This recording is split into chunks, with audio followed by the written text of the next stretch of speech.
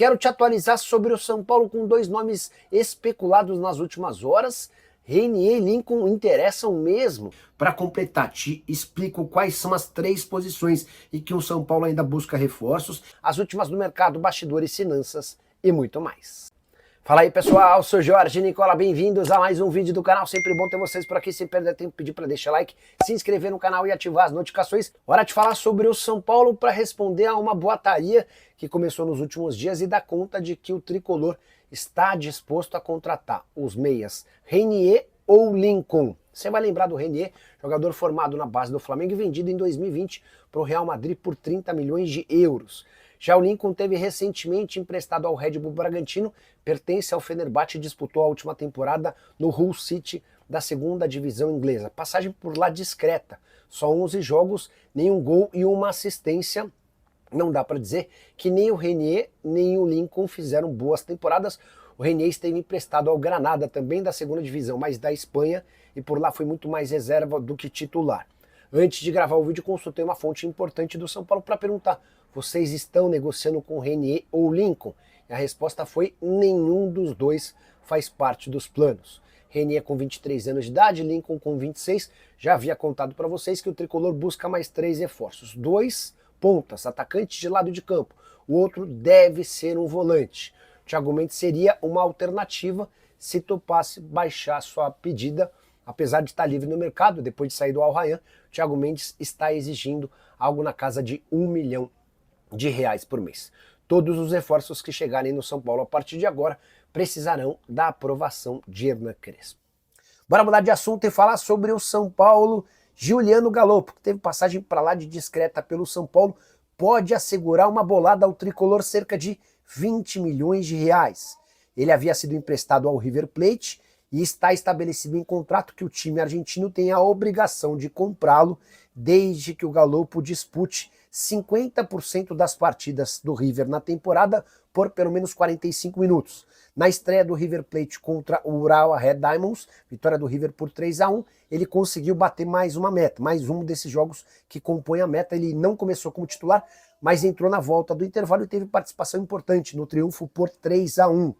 Desde que foi contratado, ele disputou 12 das 27 partidas com pelo menos 45 minutos, o que equivale a 44% dos jogos. Nesse momento um pouquinho abaixo, mas a expectativa é de que ele alcance essa meta e o River Plate exerça a opção de compra, o que viraria obrigação de compra, R$20 milhões para o São Paulo.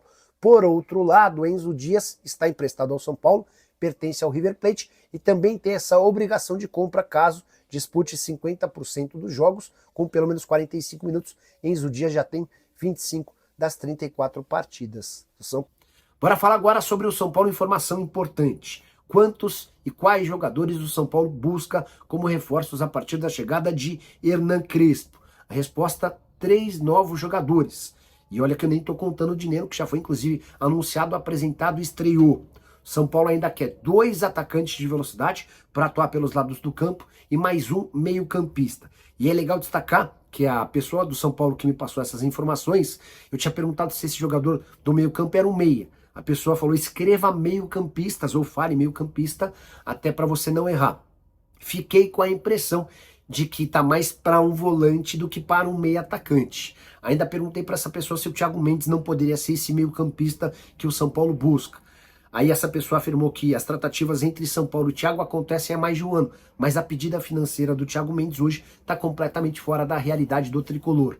São Paulo só vai conseguir contratá-lo se o Thiago aceitar uma bela redução na pedida. Hoje o Thiago quer ganhar na casa de R$1 milhão por mês entre salários, direitos de imagem e luvas. Crespo tem participado ativamente da busca por reforços, mesmo com a apresentação dele marcada apenas para a semana que vem. Ao longo da semana, por telefone, Crespo e dirigentes do São Paulo trocaram figurinhas. E esse jogador aqui e esse aqui. O São Paulo, inclusive, tem recebido algumas sugestões do Crespo de atletas do mundo árabe, mercado que ele conhece como poucos, até por ter passado recentemente por lá.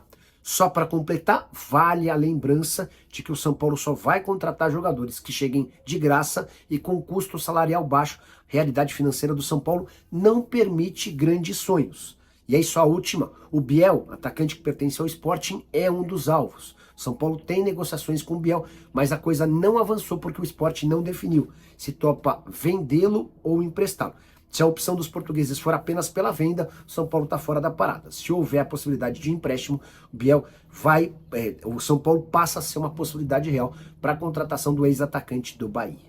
Bom, Matheus Alves, joia da base, né? Jogador muito jovem aí de Cotia, que subiu agora recentemente, já vai ser negociado pelo São Paulo para o CSKA. Os valores ainda estão sendo discutidos, né? Mas a tendência é que seja de 6 a 7 milhões de euros. Colocando ali algumas metas ali, bonificações, pode chegar a 7 milhões de euros. É o que o São Paulo quer, além do São Paulo segurar ali uma porcentagem do jogador numa venda futura e uma porcentagem maior, né? Algo em torno de 25%. Então, o São Paulo entende que dessa geração que está subindo, Lucas Ferreira, Rian Francisco e o próprio Matheus Alves, é o jogador mais acessível para venda nesse momento. É um jogador que teve minutagens, é um jogador que teve participações importantes no time principal desde que subiu, porém o São Paulo entendia que desses jovens, o Matheus era um que poderia dar uma negociação pela necessidade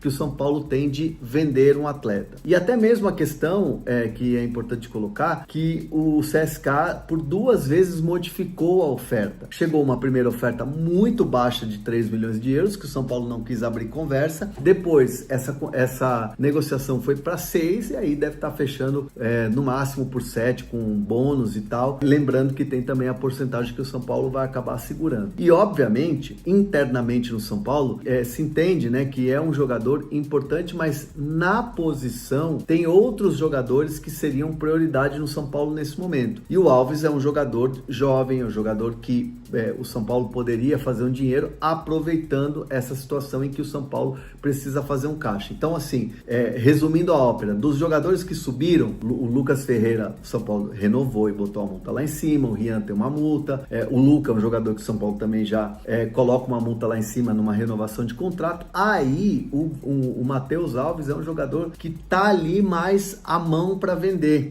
Então, o São Paulo entende que obviamente não é um valor dos mais altos por um jogador da qualidade do Matheus, mas a necessidade faz com que o São Paulo tenha que ir ao mercado e vender esses atletas. É óbvio que se o São Paulo tivesse organizado, é óbvio que se o São Paulo tivesse financeiramente com uma saúde boa, esse tipo de venda não iria acontecer. Essa venda só está acontecendo porque o São Paulo passa por dificuldades e é um ano de apertar cintos, como bem diz a diretoria nas entrevistas que dão em vários veículos por aí, né? Então, assim, é um São Paulo que, lamentavelmente, o torcedor com muita razão fica na bronca, gostaria de ver o atleta mais tempo atuando no time principal, uma joia da base, mas é assim que está acontecendo hoje no São Paulo e é uma forma de você amenizar a questão financeira que pega hoje muito no São Paulo. E é curioso também, a gente tem que observar isso e até num tom um pouco mais crítico, que o São Paulo está vendendo um meia da base para possivelmente trazer outro jogador para o Hernan Crespo, né? Um ponta e até mesmo mais um meio-campista. Então é um São Paulo que também erra um pouco nessa questão do planejamento. Por quê? Vende um garoto da base, tem que sanar as dívidas e ainda por cima agora troca de treinador e o novo treinador sempre tem um olhar diferente para o elenco que lá está, né? E há uma necessidade de trazer reforço. Então é aquela coisa, né?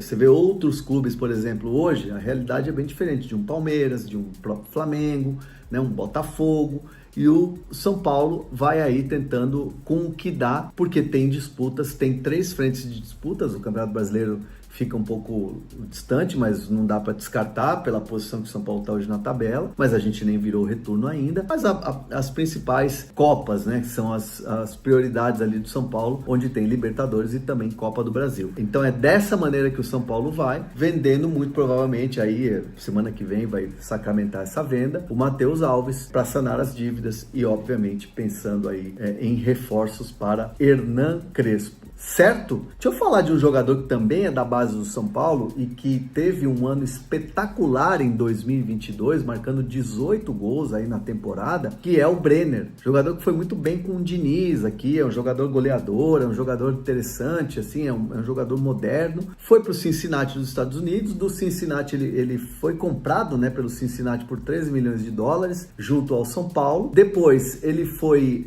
vendido para o Udinese da Itália por 10 milhões de dólares. Ali você vê que caiu um pouco a questão do mercado, e é um jogador que teve pouco tempo foi pouco utilizado na Udinese. Então hoje o Brenner não descarta vir para o futebol brasileiro. Então aí, clubes do Brasil que estão precisando de um centroavante, de um atacante, né, ele joga até às vezes de segundo atacante, podem ficar de olho no Brenner, porque ele está estudando sim uma volta, um retorno ao futebol brasileiro nesse momento. Brenner, que é um jogador que tem apenas 25 anos, né, um jogador muito jovem, e já tem aí uma certa experiência, então, né, passando por Cincinnati, passando pela Udinese da Itália, e o jogador começa a estudar essas possibilidades de voltar ao futebol brasileiro. Cabe no seu time? Cabe no seu time? Deixa aqui nos comentários, não esquece de se inscrever no canal, galera, ativar as notificações, e tamo juntasso, é nóis!